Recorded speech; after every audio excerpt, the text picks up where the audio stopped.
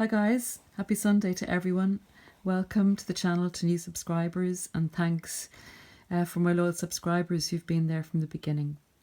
Today, Remy and myself can't get out for a walk, but I thought I'd like to post a nice cheerful picture of the master himself on the channel and do a video today basically in relation to when two narcissists get together. But I'd like to start it by saying something I've been thinking about in the last few days and pondering on. I know that a lot of the channels do say that the world has changed, particularly in the last decade. Narcissism is really on the increase, and personally I've had encounters with three narcissists in different areas of my life in the last year, and it's taught me to really wise up and to change my, not myself, but my way of interacting with people initially. And I really want to pass this message on to you, because once burned, twice burned, thrice burned, and you learn the lesson the hard way. And if you can avoid anyone else having to go through that lesson, then you've done something good. I came across the narcissist, the one I talk about mostly in an intimate relationship. And the second one I am still dealing with in a work situation. And the third one I'm dealing with in relation to property. So they come in all areas of your life. It's usually when you have an entanglement with one, you know, where you are like in a work situation where you can't get away from it other than leave your work, or in a property situation, it's usually there's a binding, something that you're kind of stuck with them, and eventually the narcissist shows its face.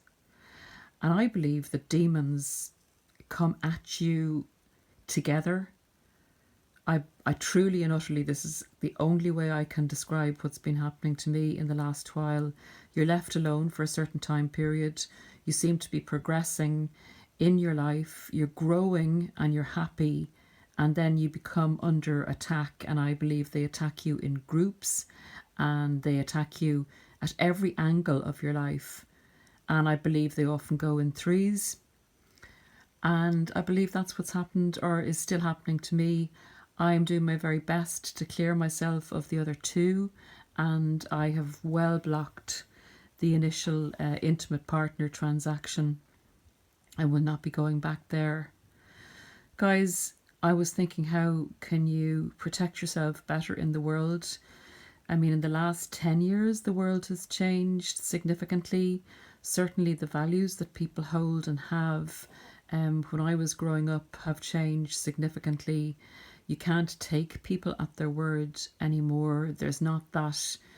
Unfortunately, there's a huge rise in malignant narcissists, but also in normal people having more narcissistic traits and strengths than they ever had before. More people feeling entitled, and more people feeling that they will step on another person to get to where they want to be, which is all variations in the realms of narcissism.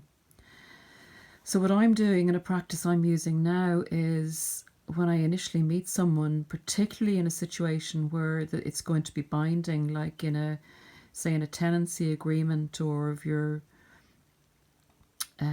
renting out or renting a place from someone, anything that binds you, any kind of business deal, if you're selling something and it's going to be, say, a service, an ongoing thing, or entering into a contract, initially I would be very reserved in relation to any kind of personal interaction. I'd keep it very businesslike.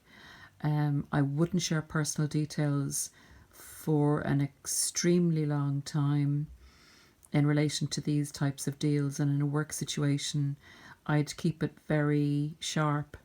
I would keep it very pleasant, polite, but not enter into the personal realms until I really was sure that the person was trustworthy, and that's by close observation in how they interact, in the situation that you're with, entangled with, with them. Anyway, that's the initial part of the video. My dismay at how narcissism is growing, and to please encourage everyone to use extreme discernment in any situation that you may be entangled with somebody. Get to know them really well before you divulge any personal information. Protect yourself, please protect yourself, because there's only so much, when 3 of them or 2 of them come at you at the one time. It can take you down unless you draw upon the light within you. Look for support of others in our community who share the light, and back it up with some new practices in protecting yourself. So basically, put your armor on and go to war against them, because that's what we have to do to reclaim our world from these creatures. Okay, so 2 narcissists together, can it work? Was a subscriber question at one stage. 2 narcissists together can work initially, but not long term. When they're short in supply, or if you discard them, or they have to discard you before they wanted to discard you, when you're copping on to their tricks, the tricks of their trade. And if they're in an emergency situation where maybe their secondary supply source isn't working out or is not suitable to promote to primary, and they're scrambling around for fuel, they can bump into another narcissist.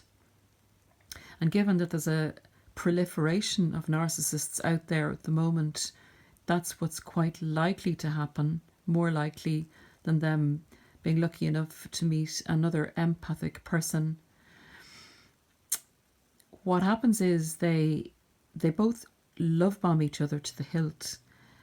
They're so good at the love bombing stuff that they're giving each other exactly what they need, and they're getting a huge buzz out of it because they're both so good at it that they're taken to new levels of future faking and excitement. They really believe, in their gullible state when they're looking for new supply, they really believe that they've met the person of their dreams, the person that's going to solve all their problems. It's usually transactional on both sides. They usually see in each other something that they want. Say, for instance, one person may have a sex addiction, or the other person may like to receive monetary rewards, or be looking to step up in the world to dupe someone out of their material wealth. For whatever, both of them will have an agenda, and they'll see the possibility of their agendas being met, each in the other. So they will love bomb each other to a significant level, and build an illusion of what's going to be for both of them. They both, obviously being narcissists, can future fake at an Oscar-winning level. So the illusion that they create for each other is of a fantastic future, out of this world, unrealistic illusion future. But that they create this situation, and it takes a while before they begin to realize that they're being duped by the other person. They begin to see themselves in the other person, and they really don't like that. That is abhorrent to them, and they begin to back off. They do not want to see themselves. They want to see a glorious image reflected back to them by an empathic person. And when they see the narcissistic image being reflected back to them, it is a no-no. They begin to look outside the transactionship for the better fuel source. They do receive fuel when they start to devalue each other. Their fuel is topped up at that stage, but they will also be looking outside the transaction ship to sustain that fuel supply that they need. When they start to devalue each other, they do this quite quickly. The only reason that they'll stay together in the devaluation stage is if they can meet someone outside the relationship that's going to keep their fuel level balanced and use a secondary source in order to sustain them for a while. But ultimately, the relationship is so combative. They're both trying to be the superior one in the relationship, and it's a total competition. One day one is more superior than the other, and it's a battle all the time. So they're always arguing. It's a chaotic relationship, transactionship. They're always one-upping each other, and basically a continual fight for power that is a never-ending destructive transaction that neither of them are satisfied with, other than the negative fuel that they get from each other, and that is not sustaining. So invariably they will go their separate ways when the illusion of the future that they had together dissipates, and they come to the realization that they're being duped, that they can't dupe the other person because they're being duped. They begin to feel used by the other person, and it's just not sustainable for them. Now, having said that, when they do go on to search out a suitable empathic primary source, grade A supply, they will keep the other narcissist in the background, knowing that they have a use for each other, and that in a fuel crisis they can depend on each other for a certain amount of supply. I'd call it, if you're going to the petrol pumps for petrol, you might get, or for gasoline, you might get a regular gasoline and a superior gasoline. I'd call the other narc who they've discarded would be a regular gasoline supply that they can keep in reserve for times of fuel crisis. But they're definitely not suitable to stay together. It's a relationship that's horrendous, destructive, and just works fantastically for a very short period initially, but is not sustainable. Now, sometimes they can get trapped into the relationship. I have had an example from the ex-narc that I was with, when he actually said to me he got married to an overt narcissist, and he said within a few months of the relationship, as he said, he knew that he'd made a mistake. So he saw the narcissism in his partner of the time, but he said she was pregnant, and he had to go along with it, he said, because he'd already had another child with somebody else, and he wanted to have this child. He didn't want to be cut off from this child the way he had been from the other one. So he said at that stage he made a decision that it would be better financially, and because she was pregnant, to stay with her. Now, he actually told me this, which is kind of amazing, but he put it in a different way. He put it in a slightly more palatable way for me to hear it.